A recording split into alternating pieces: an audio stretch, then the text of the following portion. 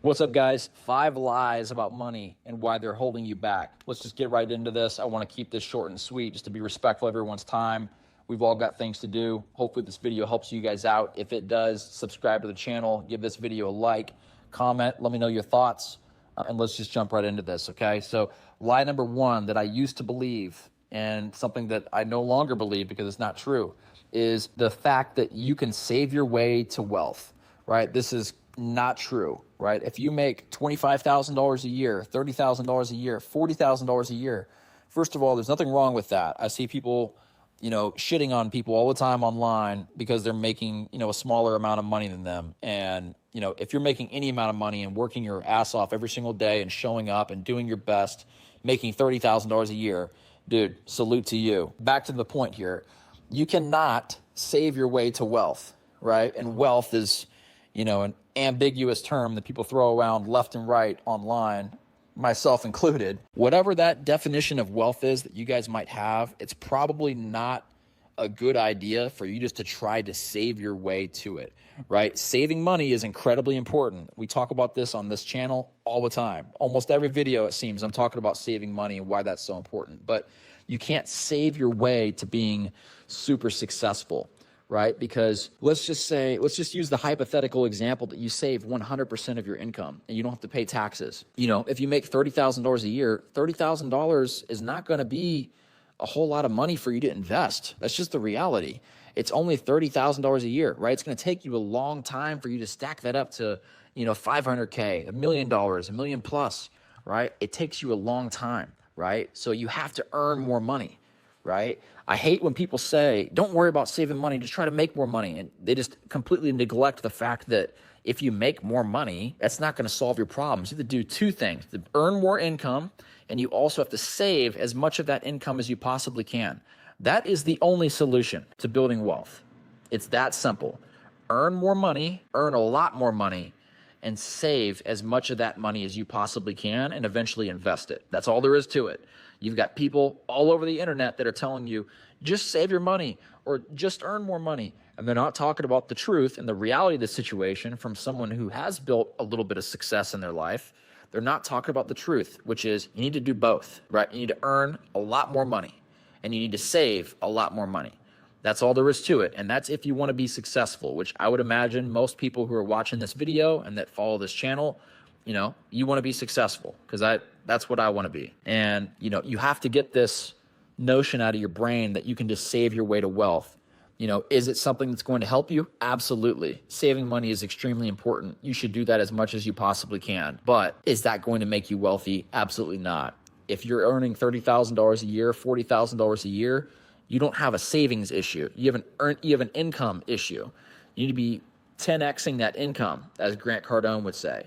You need to be making a lot more money and then save as much money of that as you possibly can so that you can invest that. That's the trick. That's the magic sauce when it comes to that. You have to earn more income, right? Lie number 2, credit cards are bad, right? This is something I hear Dave Ramsey in particular talk about ad nauseum, and it blows my mind that someone as successful as him says this kind of stuff, because credit cards are absolutely something that you need to employ in your business and your life.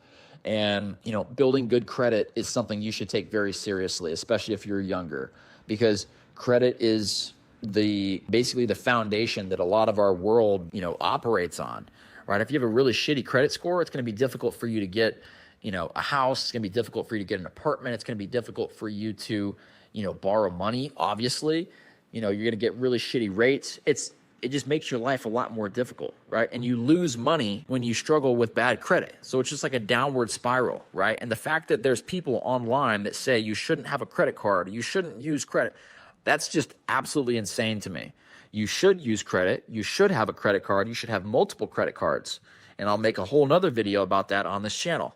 You should have multiple credit cards and be using credit as much as you possibly can, but doing so responsibly, right? And what I mean by that is if you have a credit card and let's say you spend $1,000 on that every single month, you need to be paying off that credit card, paying $1,000 on it every single month. So if you put $1,000 on the card, pay $1,000 off. You don't want to have credit card balances just revolving around and just collecting interest. That's not what you want to do. And when Dave Ramsey and these people say that you shouldn't have a credit card, That's why, is because they know that most people are not going to pay their balance, and they're just going to get hit with penalties and interest and just get sucked into this downward spiral. That's not where you want to be, right? But again, the fact remains, you should not be listening to these people online that are saying that credit is the devil and you shouldn't have a credit card. That's insane to me, right?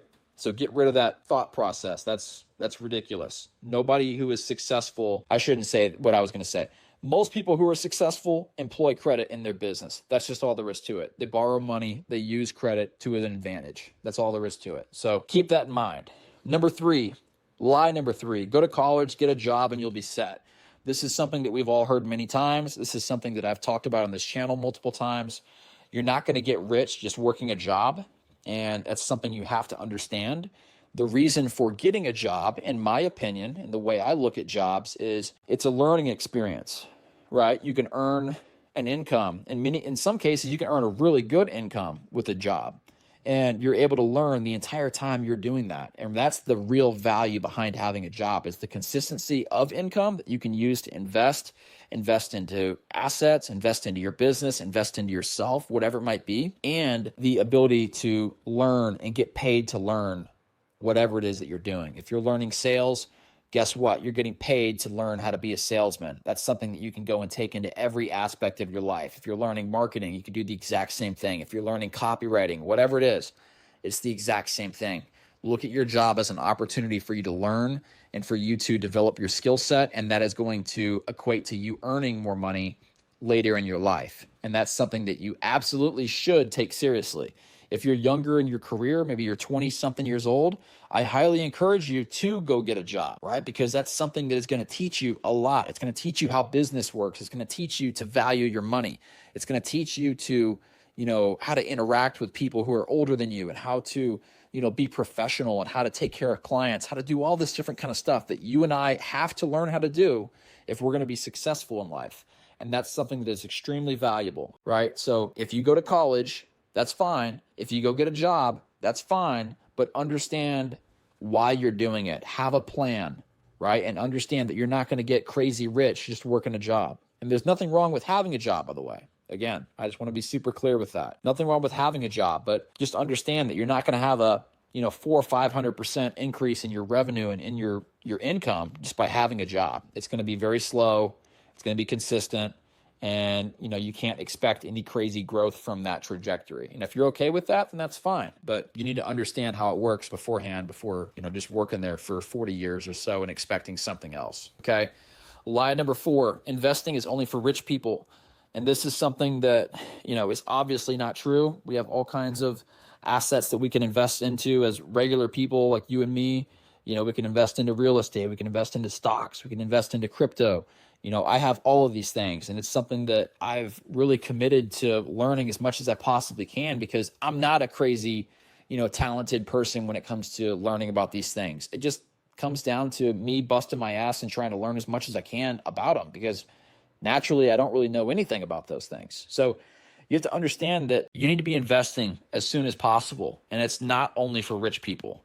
One of the guys that I like to listen to when it comes to real estate, Grant Cardone, highly recommend his content and his books for anyone who doesn't know about this guy. He's awesome, but there's something that he talks about all the time that I do not agree with.